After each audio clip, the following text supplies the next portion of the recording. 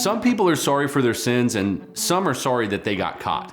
How can you tell the difference between real repentance and mere remorse?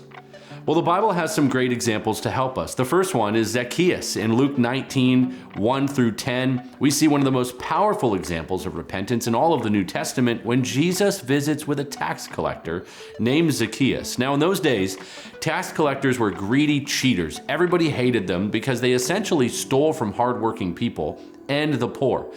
Zacchaeus had made himself very wealthy by stealing from others and taking advantage of them, and he was a corrupt sinner who deserved jail time and eventually hell. When Jesus passed by and eventually went to his house, Zacchaeus exhibited genuine repentance. He was giving away possessions back to the poor, paying back people that he had cheated, and even paying people more than what he owed them.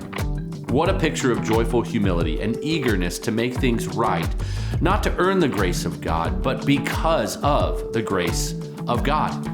Another example is King David in Psalm 51. The entirety of Psalm 51 is in relation to David committing adultery with Bathsheba. He was having her husband murdered on the front lines while brazenly using his position as king to cover up all of his sin with Bathsheba. After confrontation from the prophet Nathan in 2 Samuel 12, and David experiences the consequences of his sin. Well, in response, he doesn't just feel guilt over being caught. He is distraught over sinning against God, and he declares in Psalm 51:17, "A broken and contrite heart, O God, you will not despise." David wasn't just sorry for being caught, he was genuinely repentant over his sin. The final example I'd put before you is the church at Corinth. Corinth was like Vegas on steroids, and in 2 Corinthians 7, we see their response to Paul's correction in 1 Corinthians when he calls them out for sin. Paul's second letter to the Corinthians captures their real repentance. They were in sexual sin. They were in spiritual arrogance. There were divisions. There was abuse of spiritual gifts, all happening in the midst of heresy about the resurrection and a whole lot of confusion in the church. How did they respond to Paul's correction?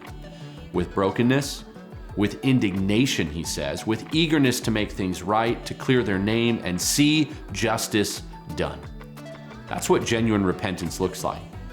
It doesn't run from the truth, run from conviction, run from correction, or the process of restoration. Real repentance leads to real change because that's what the grace of God does.